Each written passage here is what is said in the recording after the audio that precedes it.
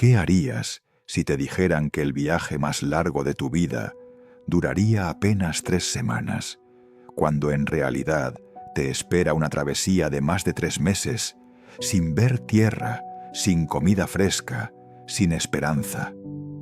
Imagina estar parado en la cubierta de un barco de madera, mirando un océano que crees pequeño, manejable, casi familiar. Ahora multiplica ese océano por 10, por 20, hasta que se convierta en la mitad del planeta Tierra.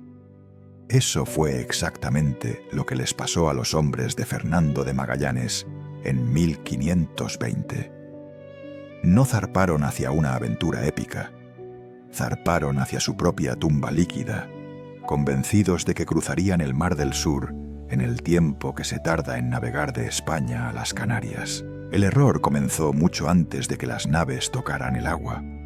Los mapas de la época eran mentiras elaboradas, dibujos de un mundo imaginario donde Asia estaba a la vuelta de la esquina desde América.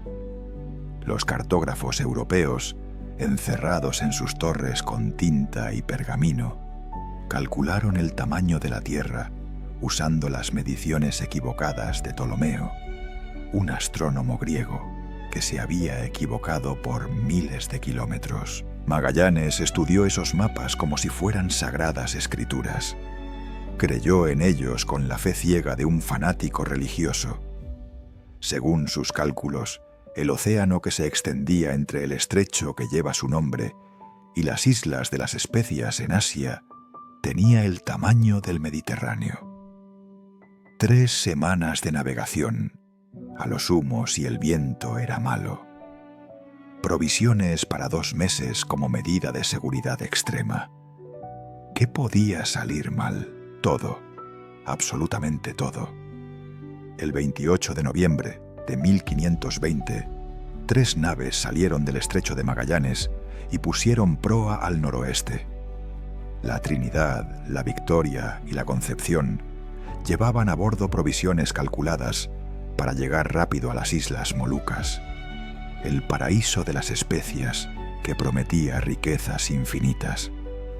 Había bizcocho duro, carne salada, vino, agua en barriles de madera que ya empezaba a pudrirse. Llevaban suficiente comida para 60 días si racionaban bien. Magallanes no estaba preocupado, los marineros tampoco. Habían cruzado el Atlántico, habían sobrevivido al paso más peligroso del mundo entre 2 océanos, habían visto la entrada al Mar del Sur que ningún europeo había navegado antes. Se sentían invencibles, elegidos por Dios para cambiar la historia. No sabían que estaban entrando en la cárcel más grande del planeta. Los primeros días fueron casi agradables. El océano se mostró tranquilo, tan pacífico que Magallanes lo bautizó así, el Pacífico. Las aguas eran de un azul imposible. El cielo estaba despejado. El viento soplaba constante, empujando las velas hacia el oeste. Los hombres cantaban, jugaban a los dados, contaban historias sobre las riquezas que encontrarían al otro lado. Algunos incluso se burlaban de los miedos anteriores, de los marineros que habían desertado antes de cruzar el estrecho, convencidos de que navegar más allá era suicidio. Qué equivocados estaban, pensaban. Esto es fácil. Esto es un paseo dominical comparado con las tormentas del Atlántico. Pero el océano es un depredador paciente. No muestra sus dientes hasta que ya es demasiado tarde para huir. Después de 2 semanas, el optimismo empezó a agrietarse. Seguían navegando hacia el oeste, día tras día, sin ver absolutamente nada. Ni tierra, ni islas, ni siquiera pájaros que indicaran proximidad a alguna costa. Solo agua, agua hasta donde alcanzaba la vista en todas direcciones. El horizonte era una línea perfecta que se repetía cada amanecer como una burla cruel. Los marineros empezaron a murmurar. ¿Dónde estaban las islas que aparecían en los mapas? ¿Dónde estaba Asia? Los oficiales revisaban las cartas de navegación una y otra vez, calculaban la distancia recorrida, marcaban la posición estimada. Según los mapas, ya deberían haber llegado. Pero el océano seguía siendo infinito, vacío, indiferente a sus cálculos. La verdad empezó a filtrarse en las mentes más lúcidas como agua helada. Los mapas estaban equivocados, completamente equivocados. A las 3 semanas, el plazo que Magallanes había prometido, seguían navegando en el vacío. Las provisiones empezaron a racionarse. El bizcocho se redujo a media ración por hombre. El vino se cortó por completo. El agua de los barriles ya tenía ese sabor pútrido que hace vomitar, pero había que beberla o morir de sed. Los hombres dejaron de cantar, dejaron de jugar. Se sentaban en cubierta, mirando el horizonte con ojos hundidos, esperando ver algo que nunca aparecía. Cada amanecer era una tortura psicológica. Abrías los ojos después de una noche de pesadillas, donde soñabas con pan fresco y naranjas, solo para ver el mismo maldito océano azul extendiéndose hasta el infinito. El mismo cielo despejado, el mismo viento constante que te empujaba más y más lejos de cualquier salvación posible. El 4.º mes de travesía comenzó sin que nadie lo celebrara. Para entonces, la realidad ya era innegable. Estaban perdidos en un océano que era mucho, mucho más grande de lo que cualquier europeo había imaginado. No había vuelta atrás. El viento soplaba siempre hacia el oeste. Regresar al estrecho era imposible. Avanzar era la única opción, aunque avanzar significara navegar hacia un horizonte que tal vez nunca terminaría. Los hombres empezaron a hacer cálculos mentales terribles. Si llevaban 60 días navegando y todavía no veían tierra, ¿cuánto faltaba? ¿Otros 60 días? ¿Más? Las provisiones ya estaban peligrosamente bajas. El hambre real, no el hambre de un estómago vacío después de saltarte una comida, sino el hambre que te consume desde dentro, empezó a instalarse en sus cuerpos. Magallanes sabía que había cometido el error más grande de su vida. En privado, en su camarote, miraba los mapas que lo habían traicionado y entendía la magnitud de su equivocación. Había apostado la vida de más de 200 hombres a la precisión de unos dibujos hechos por cartógrafos que nunca habían visto el Pacífico. Había creído que la Tierra era más pequeña de lo que realmente era. Había calculado mal. Y ahora, en medio del océano más grande del planeta, no había forma de corregir el error. Solo podía seguir adelante y esperar que el siguiente amanecer trajera tierra. Cada día que pasaba sin ver una costa era un día más cerca de la muerte para su tripulación. Y él lo sabía. La tortura psicológica de la inmensidad era peor que el hambre. Imagina despertar sabiendo que hoy será exactamente igual que ayer, y mañana será igual que hoy, y pasado mañana igual, sin variación, sin sorpresas, sin esperanza de cambio.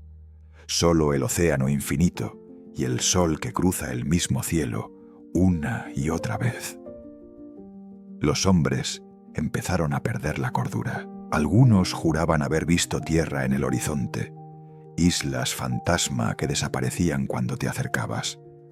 Otros hablaban solos, conversaciones con parientes muertos o con Dios.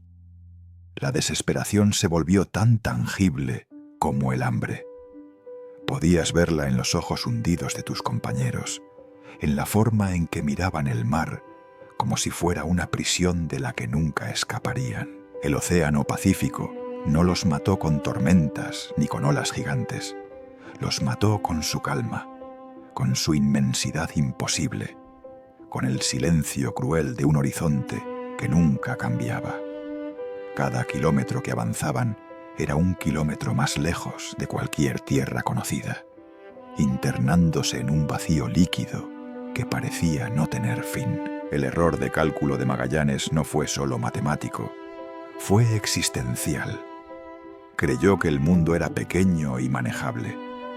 Descubrió que era enorme, aterrador e indiferente al sufrimiento humano. Y sus hombres pagaron el precio de ese descubrimiento con cada día que pasaban, flotando en el infierno azul, sabiendo que cada amanecer los acercaba más a la muerte. Imagina que tienes en tus manos un pedazo de pan duro, lleno de gusanos, tan viejo que al morderlo se desmorona en polvo entre tus dientes. Ahora imagina que ese pan podrido vale más que el oro, más que los diamantes, más que cualquier tesoro que puedas concebir. Eso era exactamente lo que sentían los hombres de Magallanes después de 30 días navegando en el Pacífico. El bizcocho de barco, esa masa seca y dura que antes tiraban por la borda cuando encontraban gusanos, se había convertido en el bien más preciado a bordo. Cada migaja era un tesoro que los separaba de la muerte. Cada mordisco infestado de larvas era un pequeño milagro de supervivencia. Los primeros días después de cruzar el estrecho, nadie se preocupó demasiado por las provisiones. Había suficiente comida para 2 meses si la administraban bien, y según los cálculos de Magallanes, llegarían a las Molucas en 3 semanas. Los marineros comían sus raciones sin pensar demasiado en el futuro. El bizcocho se repartía 2 veces al día, acompañado de carne salada cuando había y vino aguado para bajar la comida seca. Era una dieta miserable comparada con lo que comerías en tierra, pero era suficiente para mantener el cuerpo funcionando. Nadie imaginaba que pronto estarían suplicando por esas mismas raciones que ahora comían con indiferencia. Nadie sospechaba que el pan se convertiría en moneda de cambio, en objeto de adoración, en la diferencia entre vivir un día más o dejarse morir. Pero el océano siguió extendiéndose sin fin. Una semana se convirtió en 2. 2 semanas se convirtieron en 3. El optimismo inicial comenzó a evaporarse como el agua bajo el sol ecuatorial. Los oficiales empezaron a hacer cálculos en privado, cálculos que no compartían con la tripulación para evitar el pánico. Si las provisiones debían durar 60 días y ya llevaban 20 navegando sin ver tierra, quedaban 40 días de comida. Pero, ¿qué pasaría si el viaje duraba más de 60 días? ¿Qué pasaría si los mapas estaban equivocados y Asia no estaba donde decían? Las respuestas a esas preguntas eran demasiado aterradoras para pronunciarlas en voz alta. Así que decidieron racionar. Reducir las porciones antes de que fuera absolutamente necesario, como medida de precaución. El día 31 fue cuando anunciaron el nuevo sistema de racionamiento. Las raciones de bizcocho se cortaron a la mitad. La carne salada se eliminó por completo, excepto los domingos. El vino desapareció del menú diario. Solo agua. Y esa agua llevaba semanas pudriéndose en barriles de madera, donde crecían algas verdes y nadaban larvas de mosquito. Los hombres recibieron la noticia con un silencio sepulcral. No hubo protestas violentas, no hubo motines, solo una aceptación sombría de la realidad que todos ya habían empezado a sospechar. Estaban en problemas serios. El océano era mucho más grande de lo que nadie había imaginado, y las provisiones no alcanzarían. La pregunta ya no era si llegarían a las Molucas. La pregunta era cuántos sobrevivirían al viaje. Ahora cada comida se convertía en un ritual de supervivencia calculada. Los marineros recibían su ración de bizcocho y la dividían en pedazos diminutos, intentando engañar a sus estómagos, haciendo que la comida durara más. Algunos mojaban el pan duro en agua de mar para ablandarlo, aunque eso les provocara diarrea. Otros preferían comerlo seco, masticando durante horas hasta que se convertía en una pasta pegajosa que podían tragar. Los gusanos que infestaban el bizcocho, esas larvas blancas y gordas que antes hacían vomitar a los marineros novatos, ahora se consideraban proteína adicional. Nadie los apartaba, nadie se quejaba. Te los comías junto con el pan, porque en medio del océano infinito, cada caloría cuenta. Cada gramo de proteína, aunque venga de un gusano, es la diferencia entre tener fuerzas para jalar una cuerda o colapsar en cubierta. La transformación psicológica fue brutal y rápida. En menos de un mes, hombres que se habían considerado aventureros intrépidos se convirtieron en prisioneros hambrientos, obsesionados únicamente con la comida. Las conversaciones ya no eran sobre las riquezas que encontrarían en las islas de las especias. Ahora hablaban de banquetes que habían comido en su juventud, describiéndolos con un detalle pornográfico que hacía salivar a los oyentes. Un marinero sevillano pasaba horas describiendo el cocido de su madre, el olor del tocino fresco, la textura de las patatas hervidas. Otro recordaba un mercado en Lisboa, donde compraba pan recién horneado cada mañana, tan caliente que te quemaba los dedos. Estas conversaciones eran una tortura autoinfligida, pero nadie podía detenerse. Hablar de comida era la única forma de recordar que alguna vez hubo un mundo donde no pasabas hambre constantemente. Los sueños se volvieron uniformes. Todos soñaban con comida. Pan fresco, frutas jugosas, carne asada goteando grasa.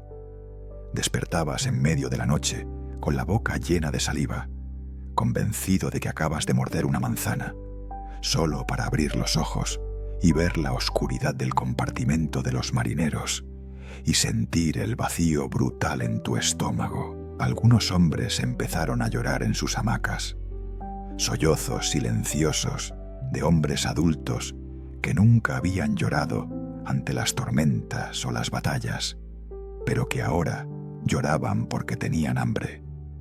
Un hambre constante, implacable, que nunca se satisfacía porque las raciones eran insuficientes para mantener un cuerpo que trabajaba 12 horas al día bajo el sol ecuatorial. El agua se convirtió en otro tormento.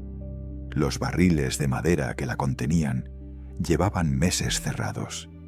El líquido dentro había desarrollado un color verdoso, un olor a descomposición que te hacía arquear antes de beber. Pero no había alternativa. Beber agua de mar te mataría más rápido que la sed, así que bebías el agua podrida, cerrabas los ojos, tapabas tu nariz y tragabas el líquido viscoso que sabía a algas y madera podrida. Algunos vomitaban inmediatamente después. Otros desarrollaron diarrea crónica que los debilitaba aún más. Pero seguían bebiendo porque la deshidratación bajo el sol del Pacífico era una sentencia de muerte segura. Preferías vomitar y tener diarrea que morir con la lengua hinchada y agrietada pegada al paladar. Alrededor del día 40 empezaron las primeras muertes por inanición. No fueron dramáticas, no hubo agonías largas ni gritos de dolor. Simplemente hombres que un día dejaron de levantarse de sus hamacas. Sus cuerpos, consumidos por semanas de raciones insuficientes, simplemente se apagaron durante la noche como velas sin cera. Los encontrabas por la mañana, fríos y rígidos, con los ojos abiertos, mirando el techo de madera. Los lanzaban al mar después de una oración breve. No había tiempo para ceremonias elaboradas. Los vivos apenas tenían energía para seguir viviendo, mucho menos para honrar apropiadamente a los muertos. El océano se tragaba los cadáveres sin dejar rastro, y la vida a bordo continuaba con un marinero menos y las mismas raciones miserables. La desesperación alcanzó su punto máximo cuando los hombres comprendieron la verdad matemática brutal. No había vuelta atrás. El viento en el Pacífico soplaba constantemente hacia el oeste. Regresar al estrecho de Magallanes era navegación imposible contra vientos y corrientes. Seguir adelante era la única opción, aunque adelante significara navegar hacia un horizonte que nunca parecía acercarse. Estaban atrapados en un océano infinito, consumiendo provisiones que se agotaban cada día, sabiendo que cada amanecer sin tierra los acercaba más a la muerte. No eran exploradores, eran prisioneros en una cárcel de agua salada, condenados a navegar hasta que encontraran tierra o hasta que el hambre los matara a todos. Esta fue la transformación completa, de hombres llenos de ambición y sueños de riqueza a esqueletos hambrientos que solo querían sobrevivir un día más.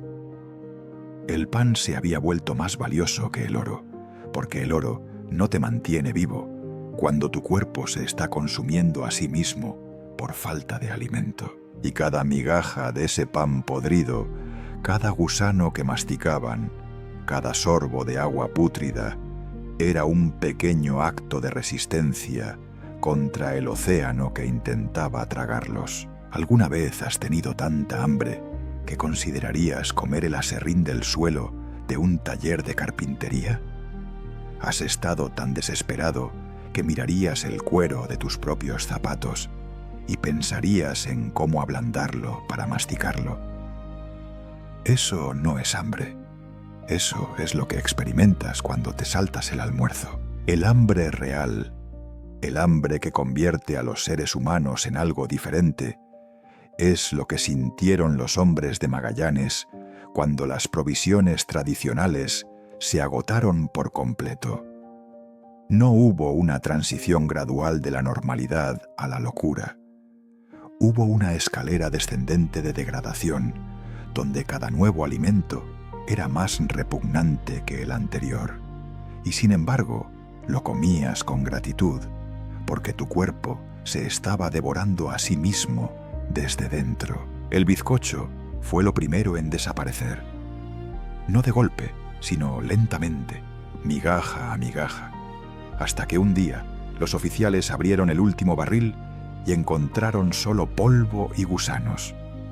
Miles de gusanos blancos y gordos que habían convertido las últimas reservas de pan en una masa pulsante de larvas. En circunstancias normales, habrías tirado ese barril por la borda con asco.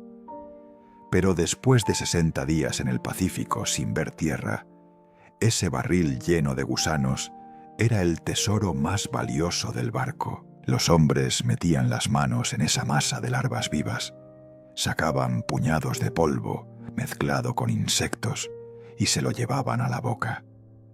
Masticabas y sentías cómo los gusanos reventaban entre tus dientes, liberando un líquido amargo que mezclabas con el polvo seco del bizcocho desintegrado.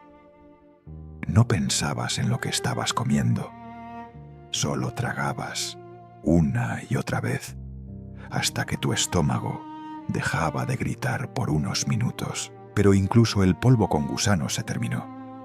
Llegó el día en que abrieron el último barril y lo encontraron completamente vacío. Ni una migaja, ni un solo gusano, solo el olor rancio de la madera húmeda. Los hombres miraron ese barril vacío como si estuvieran mirando su propia tumba, sin bizcocho, sin carne salada, sin nada remotamente comestible, según cualquier definición civilizada de la palabra. Fue entonces cuando alguien miró hacia arriba, hacia los mástiles, y tuvo la idea que salvaría vidas, pero destruiría almas: el cuero. Los mástiles y las vergas del barco estaban envueltos en tiras de cuero de vaca, curtido para proteger la madera del roce de las cuerdas. Ese cuero llevaba meses expuesto al sol, la sal y el agua de mar. Estaba duro como piedra, negro como el carbón, tan rígido que no podrías doblarlo ni con un martillo. Pero era de origen animal. Técnicamente era comida. El proceso para hacer ese cuero comestible era una pesadilla de creatividad desesperada. Primero tenías que cortarlo en tiras usando hachas, porque era demasiado duro para cuchillos. Cada golpe de hacha enviaba chispas cuando el metal golpeaba el cuero petrificado por el sol. Una vez cortado en pedazos del tamaño de tu puño, venía el paso crucial: remojarlo. Pero no podías simplemente meter el cuero en agua y esperar que se ablandara. Estaba tan curtido, tan seco, tan impregnado de sal marina, que repelía el agua como si fuera piedra. Tenían que atarlo con cuerdas y arrastrarlo detrás del barco durante 5 días completos, dejando que el movimiento constante del agua de mar golpeara el cuero hasta que las fibras comenzaran a absorber humedad. Era como intentar ablandar un trozo de madera, convirtiéndolo nuevamente en árbol. Después de días siendo arrastrado por el océano, el cuero finalmente alcanzaba un estado que podías llamar masticable, si eras muy generoso con la definición. Lo sacaban del agua, goteando sal y algas, y lo hervían durante horas en el agua putrefacta que quedaba en los barriles. El olor que producía esa cocción era indescriptible. Una mezcla de pelo quemado, carne podrida y sal concentrada que hacía vomitar a los hombres antes incluso de probarlo. Pero cuando tu estómago lleva semanas contrayéndose sobre sí mismo, cuando tus costillas se marcan tan claramente que puedes contar cada una, cuando tus músculos se han consumido hasta convertirte en un esqueleto ambulante, ese olor a cuero hervido huele a vida, huele a supervivencia, huele a un día más de no estar muerto. Comer el cuero era una experiencia que te marcaba para siempre. Lo repartían en porciones pequeñas, tiras del grosor de tu dedo que tenías que masticar durante horas. No se ablandaba en tu boca, no liberaba jugos ni sabores.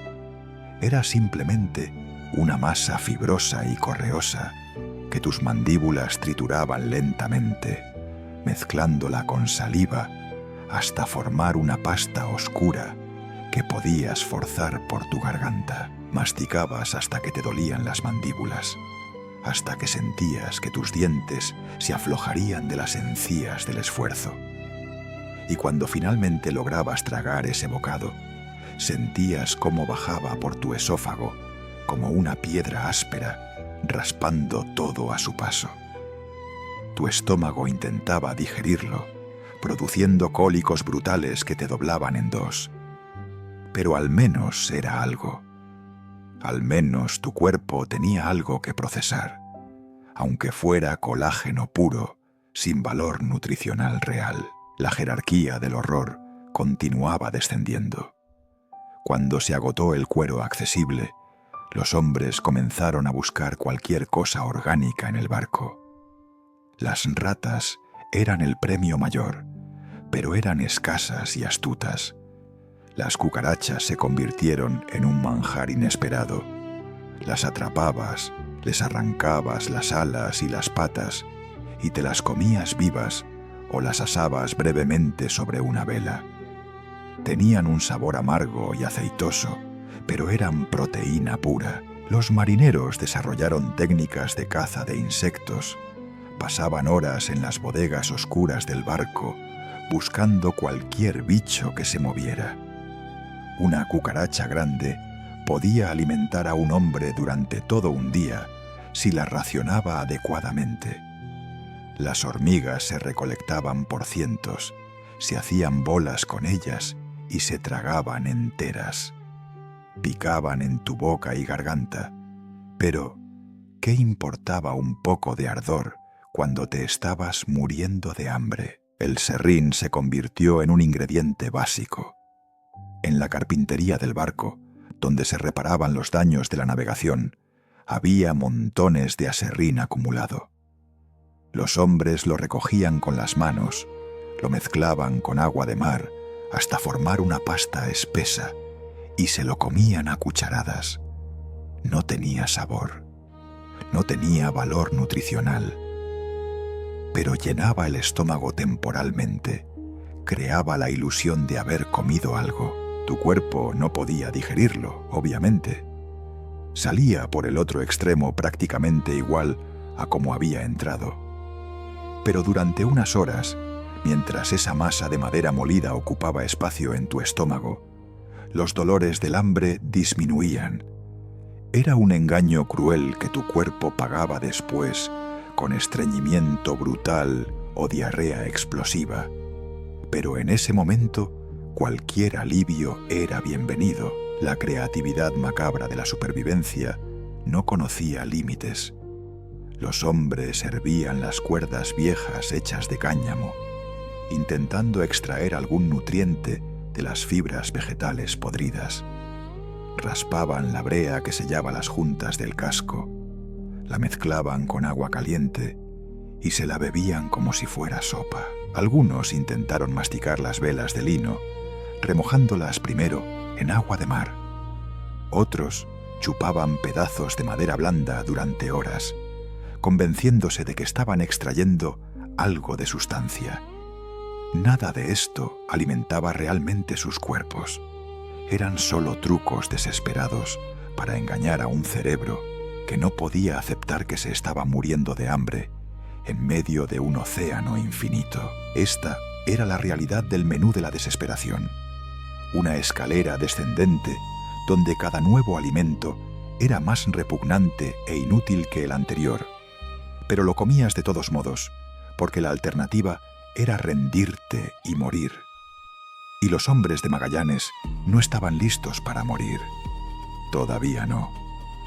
Así que comían cuero, serrín, insectos y cualquier otra cosa que sus mentes hambrientas pudieran imaginar. Se convirtieron en expertos de la supervivencia imposible, demostrando que los seres humanos pueden adaptarse a literalmente cualquier cosa cuando la muerte es la única alternativa. Pero esa adaptación tiene un precio. Cada bocado de cuero, cada puñado de gusanos, cada trago de serrín era un pedazo de su humanidad que dejaban atrás en el océano Pacífico. Imagina despertar una mañana y descubrir que tus encías han comenzado a crecer. No es una inflamación normal, es un crecimiento grotesco, como si tu carne decidiera rebelarse contra ti, expandiéndose sobre tus dientes hasta cubrirlos por completo. Intentas comer tu ración miserable de cuero hervido, pero tus propias encías te lo impiden, envolviendo tus dientes en una masa de carne hinchada y sangrante. Ahora imagina que esto le está pasando simultáneamente a la mitad de tu tripulación. Bienvenido al escorbuto, la enfermedad más terrorífica de la era de los descubrimientos, el asesino silencioso que no necesita gérmenes ni virus para destruir un cuerpo humano. Solo necesita tiempo y la ausencia de algo tan simple como una naranja. Los marineros de Magallanes no sabían qué les estaba pasando. No tenían forma de saberlo. La ciencia del siglo XVI no conocía las vitaminas, no entendía que el cuerpo humano necesita ácido ascórbico para mantener unido el tejido conectivo. Solo veían los síntomas, hombres sanos que de repente comenzaban a deteriorarse como si se estuvieran pudriendo vivos. Empezaba con cosas pequeñas que podías ignorar, un cansancio más profundo de lo normal, moretones que aparecían sin razón aparente, manchas púrpuras en la piel que no recordabas haberte hecho. Pensabas que era solo el agotamiento de trabajar en un barco con raciones insuficientes. Pero no era cansancio, era tu cuerpo comenzando a desintegrarse desde dentro, célula por célula, mientras el colágeno que mantiene unida tu carne simplemente dejaba de producirse. Después de 60 o 70 días sin frutas ni verduras frescas, los síntomas se volvían imposibles de ignorar. Las encías eran lo primero en traicionarte. Comenzaban a hincharse, primero solo un poco, como si tuvieras una infección dental, pero seguían creciendo y creciendo. La carne de tus encías se volvía esponjosa, de un color rojo oscuro casi negro, tan sensible que el más mínimo roce te hacía sangrar. Intentabas masticar tu ración de cuero y tus encías sangraban tanto que escupías más sangre que comida. El dolor era constante, pulsante, imposible de ignorar. Algunos hombres desarrollaban encías tan hinchadas que les cubrían completamente los dientes, convirtiéndolos en prisioneros de su propia boca. No podían comer, no podían beber sin agonía. Solo podían esperar la muerte con la boca llena de carne podrida, que solía ser parte de ellos. Pero las encías eran solo el comienzo. La piel comenzaba a cambiar de color, volviéndose primero pálida como la de un cadáver, y luego desarrollando un tono amarillento enfermizo. Aparecían manchas oscuras por todo el cuerpo, púrpuras y negras, como si alguien te hubiera golpeado con un martillo. Pero nadie te había tocado. Era tu propia sangre traicionándote, filtrándose de los capilares rotos bajo tu piel, porque tu cuerpo ya no podía mantenerlos sellados. Las piernas se llenaban de estas manchas hasta que parecías haber sido torturado. Los brazos se volvían un mapa de moretones que nunca sanaban. Y cuando la enfermedad avanzaba, tu piel comenzaba a adquirir ese tono negruzco que te hacía parecer un cadáver que todavía respiraba. Lo más aterrador del escorbuto era cómo atacaba tu historia personal. ¿Recuerdas esa herida que te hiciste hace 5 años y que sanó perfectamente? El escorbuto la recordaba. Ese hueso que te rompiste de niño y que soldó sin problemas. El escorbuto también lo recordaba. Porque cuando tu cuerpo deja de producir colágeno, las cicatrices viejas simplemente se abren solas. Heridas que habían sanado hace años, décadas incluso, comenzaban a abrirse como si fueran frescas. Un marinero que se había cortado el brazo en una pelea hacía 10 años, despertó una mañana con esa misma herida abierta y sangrando, la carne separándose a lo largo de la cicatriz vieja. Huesos rotos en la juventud comenzaban a doler otra vez. Las fracturas antiguas se volvían débiles, separándose ligeramente porque el tejido que las mantenía unidas se estaba desintegrando. Era como si tu cuerpo estuviera rebobinando su propia historia, deshaciendo cada reparación que había hecho a lo largo de tu vida. Los huesos se volvían frágiles como vidrio. El colágeno no solo mantiene unida tu piel y tus encías, es un componente esencial de tus huesos. Sin él, el esqueleto que te sostiene se vuelve quebradizo y débil. Hombres que habían sido marineros fuertes, capaces de trepar mástiles y jalar cuerdas pesadas. De repente se rompían costillas con solo toser. Una caída menor que antes habrías ignorado ahora te fracturaba la pierna. Algunos se rompían huesos simplemente al girar mal en sus hamacas durante la noche. El dolor de estos huesos debilitados era constante, un dolor profundo que emanaba del interior de tu esqueleto, como si tus propios huesos estuvieran gritando. Y en cierto sentido, lo estaban.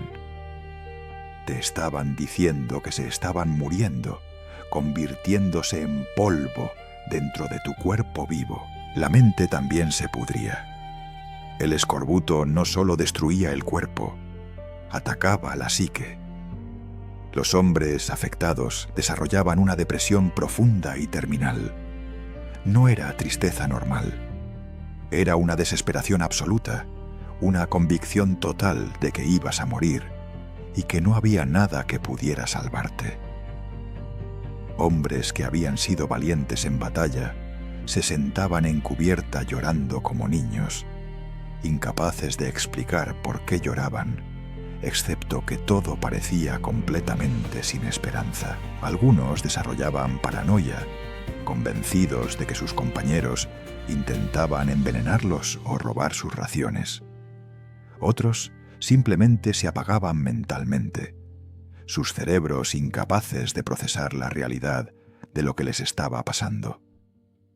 Se quedaban sentados mirando al vacío durante horas, sin responder cuando les hablabas, como si ya hubieran muerto, pero sus cuerpos no hubieran recibido el mensaje. El deterioro era imparable y acelerado. Una vez que los síntomas severos aparecían, tenías semanas, tal vez días. Tu cuerpo simplemente se rendía. El corazón, que también necesita colágeno para mantener su estructura, comenzaba a fallar. Los pulmones se llenaban de fluido porque los vasos sanguíneos ya no podían contener la sangre dentro. Algunos hombres se ahogaban en su propia sangre, tosiéndola en grandes coágulos oscuros. Otros simplemente colapsaban un día y no volvían a levantarse, sus corazones debilitados deteniéndose sin advertencia. La muerte por escorbuto no era pacífica. Era una desintegración lenta y consciente, donde veías y sentías cada paso de tu cuerpo desarmándose. Lo peor era la impotencia. No había cura a bordo, no había tratamiento. Los oficiales y el médico del barco no tenían idea de qué causaba esta enfermedad horrible. Probaban remedios al azar, sangrías que solo debilitaban más a los enfermos, oraciones que no detenían la putrefacción, amuletos que no tenían poder contra la bioquímica. Los hombres sanos miraban a sus compañeros deteriorarse y sabían que probablemente ellos serían los siguientes. No era cuestión de si te daría escorbuto, sino cuándo. Cada día que pasaba sin comer algo fresco era un día más cerca de unirte a los moribundos que gemían en la oscuridad de las bodegas, pudriéndose vivos mientras el barco seguía navegando hacia un horizonte que nunca se acercaba. El escorbuto era el verdadero terror del Pacífico. No la tormenta ni el hambre, sino esta desintegración silenciosa que convertía a hombres en monstruos sangrantes y doloridos. Era la prueba de que el cuerpo humano es una máquina delicada que necesita combustible específico y que sin él simplemente se destruye a sí mismo. Los marineros de Magallanes lo aprendieron de la forma más brutal posible, viéndose unos a otros pudrirse vivos día tras día, sin poder hacer nada excepto esperar su turno y rezar por avistar tierra antes de que sus propias encías comenzaran a crecer sobre sus dientes. ¿Cuánto pagarías por una rata? No una rata domesticada y limpia de una tienda de mascotas moderna, sino una rata de barco, sucia, llena de pulgas, que ha pasado meses comiendo madera podrida y excrementos. ¿Pagarías una moneda de plata? ¿2? ¿Qué tal medio ducado de oro, el equivalente a varios meses de salario de un marinero? En el barco de Magallanes, después de 80 días navegando el Pacífico, una rata grande podía venderse por medio ducado. Una rata mediana valía 3 reales de plata. Y si tenías la suerte de atrapar una rata preñada, eras el hombre más rico del barco. La economía de la supervivencia había creado un mercado donde los roedores valían literalmente más que los metales preciosos, porque el oro no te mantiene vivo cuando tu cuerpo se está consumiendo a sí mismo. Al principio del viaje, las ratas eran el enemigo. Había cientos de ellas en las bodegas de los barcos, criaturas repugnantes que roían las provisiones, dejaban excrementos por todas partes y te mordían los pies mientras dormías. Los marineros las cazaban no para comerlas, sino para matarlas. Las aplastaban con tablones de madera, las ahogaban en agua de mar, las perseguían con palos por los compartimentos oscuros del barco. Encontrar una rata muerta era motivo de satisfacción. Una alimaña menos contaminando las provisiones. Nadie, absolutamente nadie, habría considerado comerse una. La sola idea te habría hecho vomitar. Eran sucias, portadoras de enfermedades, símbolos de podredumbre y pestilencia. Comerlas habría sido descender al nivel de las bestias, pero el hambre cambia todo. Cuando llevas 2 meses comiendo cuero hervido, cuando tu último trozo de bizcocho lleno de gusanos se terminó hace semanas, cuando tus costillas se marcan tan claramente que parecen querer salir de tu piel, una rata deja de ser una alimaña. Se convierte en carne, carne real, fresca, proteína animal auténtica de un ser vivo que respira y tiene sangre caliente. El primer marinero que se comió una rata lo hizo en secreto, avergonzado, escondiéndose en un rincón oscuro de la bodega. La mató rápidamente, le arrancó la piel con un cuchillo y se la comió casi cruda, apenas chamuscada sobre una vela. El sabor debió ser horrible, grasioso y salvaje, con ese olor penetrante que tienen los roedores. Pero era carne. Su estómago, acostumbrado a cuero y serrín, recibió esa proteína como un milagro. Y cuando otros marineros lo descubrieron, no lo condenaron, lo envidiaron. La caza de ratas se convirtió en la obsesión principal de la tripulación. Los hombres dedicaban horas a diseñar trampas elaboradas, usando los últimos pedazos de cuero como cebo, construyendo jaulas improvisadas con madera astillada. Las ratas, que al principio eran tontas y fáciles de atrapar, rápidamente se volvieron más astutas. Habían sobrevivido meses en ese barco porque eran criaturas inteligentes y adaptables. Aprendieron a evitar las trampas, a reconocer los cebos, a esconderse en lugares donde los dedos humanos no podían alcanzarlas. Se volvió un juego mortal de inteligencia entre hombres hambrientos y roedores que peleaban por su supervivencia. Los mejores cazadores de ratas se convirtieron en leyendas a bordo, hombres que podían leer los patrones de movimiento de los roedores, que sabían dónde poner las trampas y cuándo revisar los rincones oscuros. Cuando alguien atrapaba una rata, no se la comía inmediatamente. Eso habría sido un desperdicio en la nueva economía del hambre. En su lugar, la llevaba a cubierta y anunciaba la subasta. Los marineros se reunían, sacaban las monedas que guardaban cosidas en sus ropas y empezaba la puja. Media rata por 2 reales. Una rata entera por 5 reales. Los precios subían y subían dependiendo del tamaño del animal. Una rata gorda que había estado comiendo bien, probablemente de las últimas reservas de granos, podía generar una guerra de ofertas. Hombres que hacía meses no habían hablado entre sí, peleaban verbalmente por el derecho a comprar ese roedor. Algunos ofrecían no solo dinero, sino objetos personales, cuchillos, zapatos, incluso crucifijos de plata. Todo tenía un precio cuando el precio era tu vida. La jerarquía social del barco se invirtió completamente. Antes, el estatus se medía por tu rango. Los oficiales comían mejor, dormían en camarotes privados. Tenían privilegios que los marineros rasos nunca conocerían. Pero cuando las provisiones oficiales se agotaron, el rango no importaba. Lo que importaba era quién tenía acceso a las ratas. Un marinero común que era buen cazador, de repente tenía más poder que el contramaestre. Podía comer carne fresca mientras los oficiales masticaban cuero. Podía vender sus capturas por fortunas, acumulando monedas mientras otros se empobrecían. La habilidad para cazar ratas se convirtió en la nueva nobleza del hambre. Los cazadores exitosos caminaban con arrogancia, sabiendo que poseían la mercancía más valiosa del barco.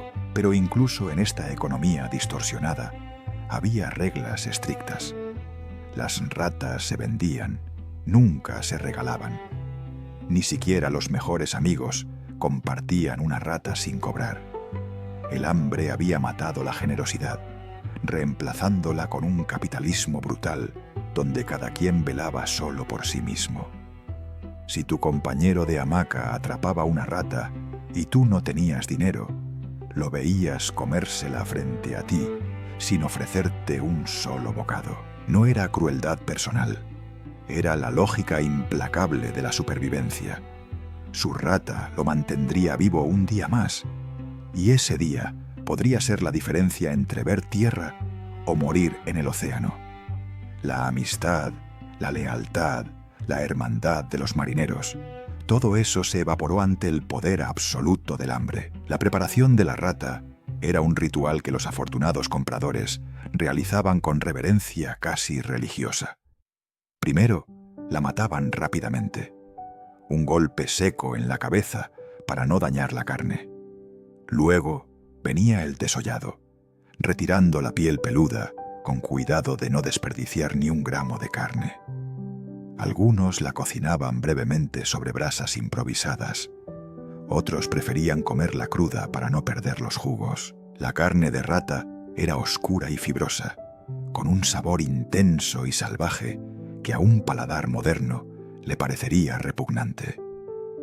Pero para estos hombres, acostumbrados a cuero y serrín, era el manjar más exquisito imaginable. Se la comían lentamente, saboreando cada bocado, haciendo que durara lo máximo posible. Los huesos se chupaban hasta dejarlos completamente limpios. La cabeza se partía para extraer el cerebro. Los intestinos se consumían enteros. No se desperdiciaba absolutamente nada. Las ratas preñadas eran el premio definitivo. No solo obtenías la carne de la madre, sino también los fetos en desarrollo dentro de ella. Pequeños embriones rosados que algunos comían como si fueran uvas. Era grotesco, era desesperado, era la evidencia más clara de hasta dónde puede descender la humanidad cuando la alternativa es la muerte. Pero nadie juzgaba, todos entendían. En ese barco, en medio del Pacífico infinito, las reglas normales de civilización se habían suspendido. Sobrevivir era lo único que importaba, y si sobrevivir significaba comerte ratas preñadas, entonces eso hacía sin vergüenza ni remordimiento. Esta era la realidad más brutal del viaje de Magallanes, la completa inversión de todos los valores. Las ratas, esas criaturas que representaban todo lo sucio y enfermo, se habían convertido en lo más preciado. El oro que los marineros llevaban para comprar tesoros en las Molucas ahora se gastaba en roedores. Los hombres que habían zarpado soñando con especias y riquezas ahora gastaban fortunas en el privilegio de masticar carne de rata. Y lo hacían con gratitud, conscientes de que esa rata asquerosa era probablemente lo único que los mantendría vivos un día más en el infierno flotante que el Pacífico se había vuelto. ¿En qué momento dejas de ser un ser humano y te conviertes en otra cosa? Es cuando tu peso corporal ha caído tanto que tus huesos sobresalen como cuchillos bajo una piel translúcida. Es cuando tus encías negras y podridas han consumido tus dientes, dejándote con una boca perpetuamente abierta que parece una herida.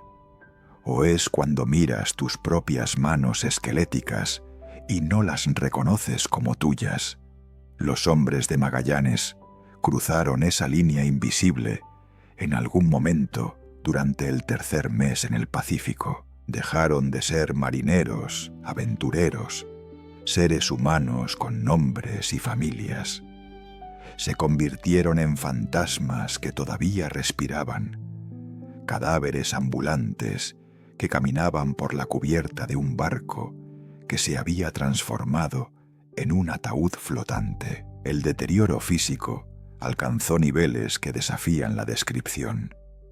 Imagina ver a tu compañero de tripulación, un hombre que hace 3 meses pesaba 80 kilos de músculo y grasa saludable, reducido a 35 kilos de hueso y piel. Sus brazos son literalmente solo hueso, cubierto por una capa de piel tan delgada que puedes ver las venas y tendones moverse debajo como cables en una máquina. Sus piernas son 2 palos que parecen que se romperán con el siguiente paso. Su rostro es una calavera viviente, los ojos hundidos tan profundamente en las cuencas que parecen mirar desde un pozo, los pómulos cortando la piel desde adentro, la mandíbula tan prominente que su cara parece la de un esqueleto con una máscara de carne mal puesta. Y lo peor es que cuando te miras en el reflejo tembloroso del agua de mar, ves exactamente lo mismo mirándote de vuelta. Caminar se había vuelto una tortura. Tus músculos, consumidos por meses de inanición, ya no tenían la fuerza para sostener tu esqueleto. Cada paso era un acto de voluntad pura, forzando piernas que temblaban violentamente a moverse un poco más. Algunos hombres no podían levantarse de sus hamacas.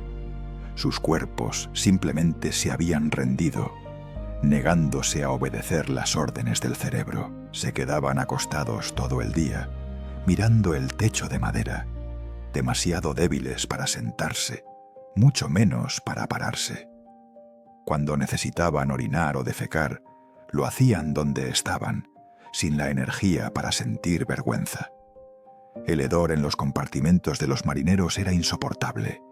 Una mezcla de cuerpos sin lavar durante meses, heridas infectadas, excrementos y orina, y ese olor dulzón y enfermizo de la carne que comienza a morir mientras todavía está viva. Las heridas no sanaban.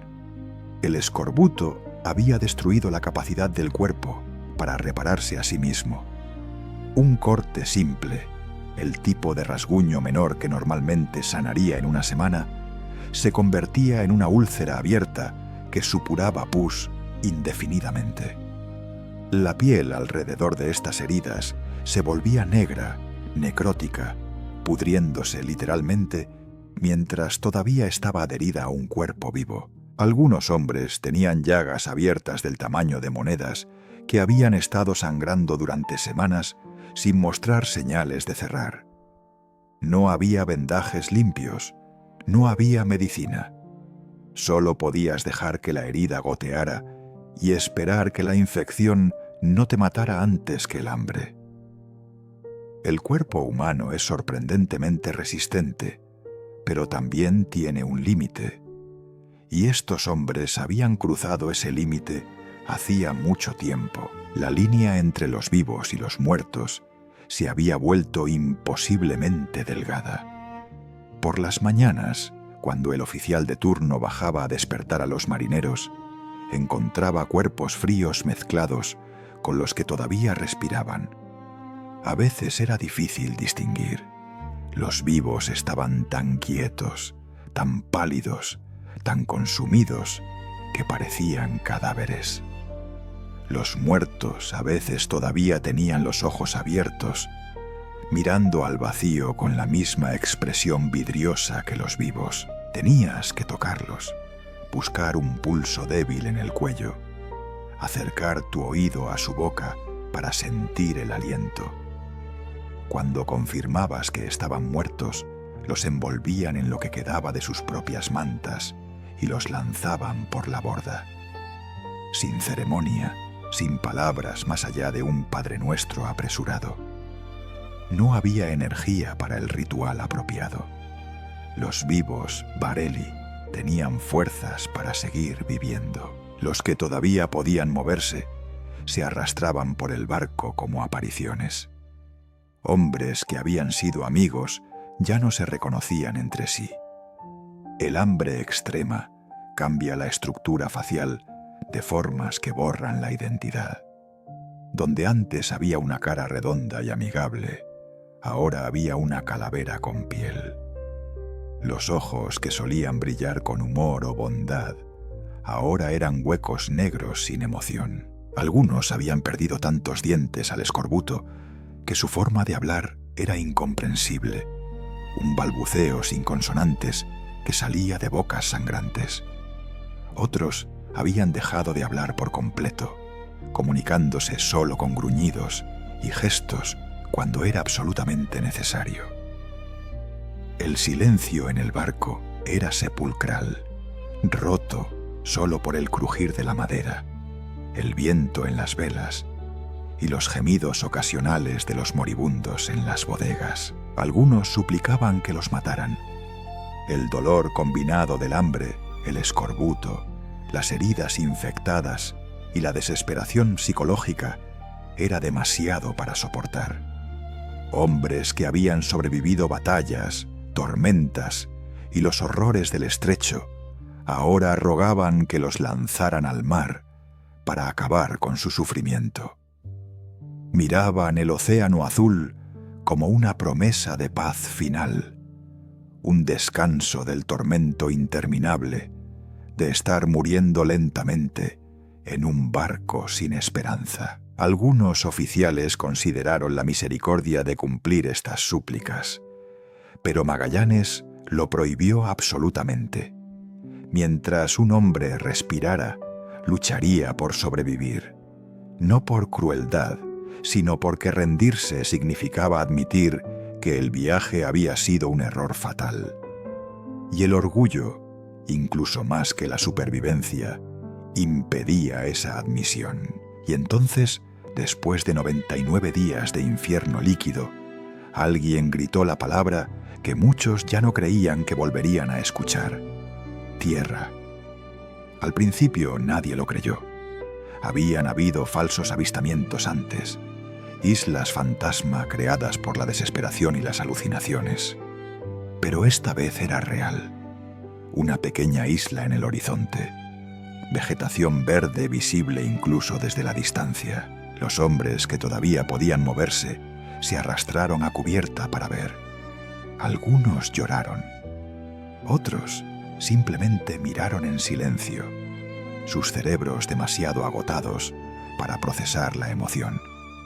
Muchos de los que yacían en las bodegas nunca lo supieron. Estaban demasiado débiles para levantarse, demasiado cerca de la muerte para que importara. Pero incluso el avistamiento de tierra no trajo el alivio inmediato que esperarías.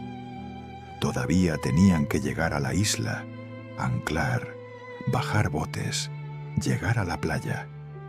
Para hombres que apenas podían pararse, estas tareas eran monumentales. Algunos colapsaron del esfuerzo de preparar el anclaje.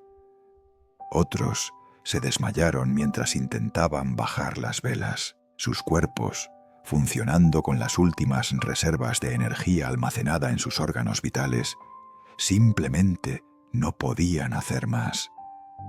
Cuando finalmente llegaron a la playa y probaron fruta fresca por primera vez en 3 meses, algunos comieron demasiado rápido y murieron.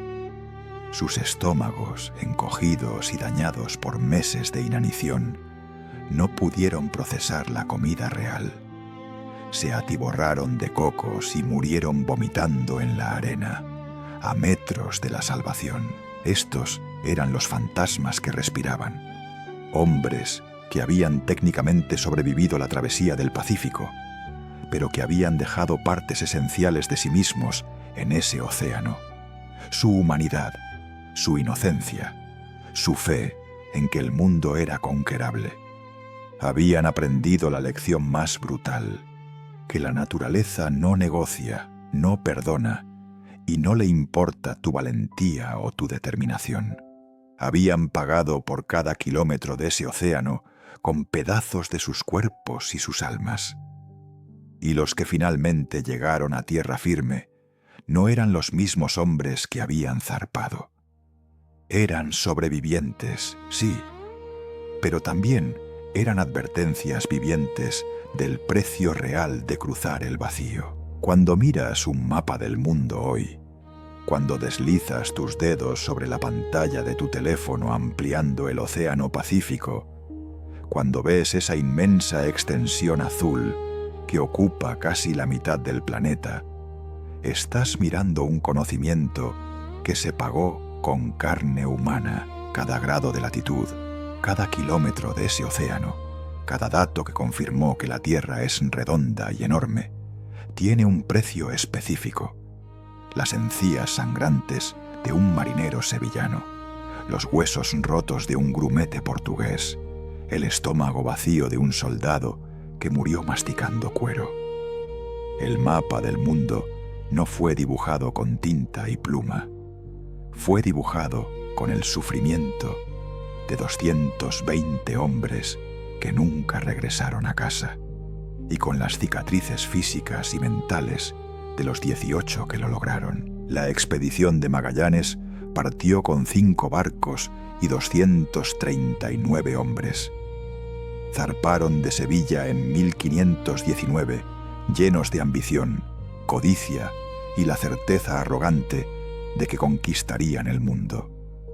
Creían que el viaje sería difícil pero manejable, que llegarían a las Molucas en menos de un año, que regresarían ricos y famosos.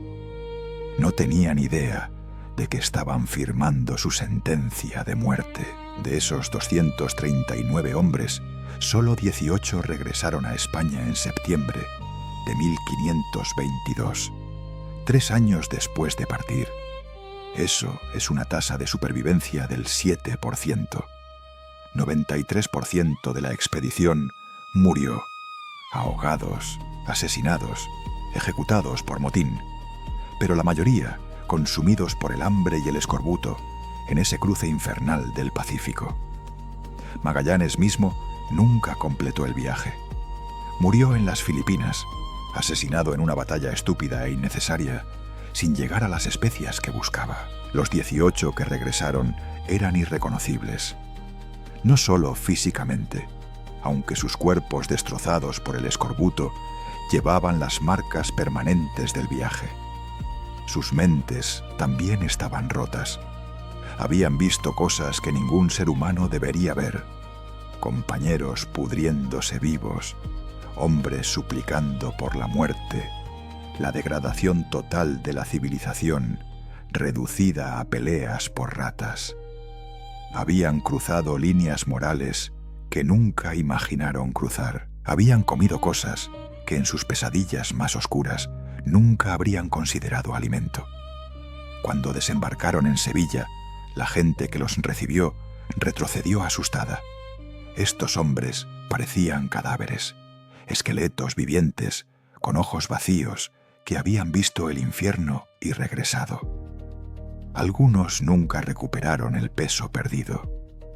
Otros vivieron el resto de sus vidas con dolor crónico de huesos que el escorbuto había debilitado permanentemente. Todos llevaron las cicatrices psicológicas hasta sus tumbas, pero su sufrimiento no fue en vano, aunque eso es poco consuelo para los que murieron. Lo que probaron cambió fundamentalmente la comprensión humana del planeta. Antes de Magallanes, los mapas eran fantasías educadas. Europa conocía a Europa, partes de África y Asia, y acababa de descubrir América. Pero nadie sabía realmente qué tan grande era la Tierra. Los cálculos variaban enormemente. Algunos pensaban que era pequeña y compacta, otros sospechaban que era más grande, pero no tenían forma de probarlo. Magallanes y sus hombres proporcionaron la prueba definitiva de la forma más brutal posible, navegando alrededor del mundo completo y midiendo cada kilómetro con su hambre. Cada día sin comida era un dato más sobre el tamaño real del Pacífico. Cada muerte por escorbuto era evidencia de cuánto tiempo realmente tomaba cruzar ese océano. Su agonía fue el experimento científico más caro de la historia. La verdadera redondez de la Tierra no se demostró con mapas ni con matemáticas, sino con el hambre de estos hombres. Los académicos en sus universidades podían teorizar sobre esferas y cálculos de circunferencia. Los astrónomos podían hacer sus mediciones y proyecciones. Pero la prueba real, la evidencia innegable que nadie podía disputar, vino cuando 18 esqueletos humanos llegaron a Sevilla, habiendo navegado hacia el oeste hasta regresar al este. Habían partido con barcos llenos de provisiones calculadas para un viaje corto. Regresaron después de demostrar que el mundo era mucho, mucho más grande de lo que nadie había imaginado. Y lo demostraron porque casi todos murieron en el intento. El tamaño del Pacífico se midió en cadáveres. La circunferencia de la Tierra se calculó en huesos. Cada kilómetro de ese océano infinito se pagó con encías sangrantes y estómagos vacíos. Esta no es una metáfora poética, es literalmente cierto. Por cada 100 kilómetros que navegaban más profundo en el Pacífico, otro marinero desarrollaba escorbuto severo. Por cada semana adicional sin comida fresca, más hombres perdían la capacidad de trabajar. Por cada grado de longitud que avanzaban hacia el oeste, más cuerpos se lanzaban al mar. Puedes trazar el camino de Magallanes a través del Pacífico, siguiendo los puntos donde murieron sus hombres. Es un mapa dibujado con tumbas líquidas, una línea trazada en agua con sangre humana. Y al final de esa línea está el conocimiento que todos damos por sentado ahora: que podemos navegar alrededor del mundo, que todos los océanos están conectados, que la Tierra es una esfera navegable. Los nombres de los muertos se perdieron en su mayoría. La historia recuerda a Magallanes, el capitán cuyo error de cálculo los condenó. Recuerda a Elcano, el vasco que tomó el mando después de la muerte de Magallanes y completó el viaje. Pero los 220 hombres que murieron son mayormente anónimos. No sabemos todos sus nombres. No conocemos sus historias individuales.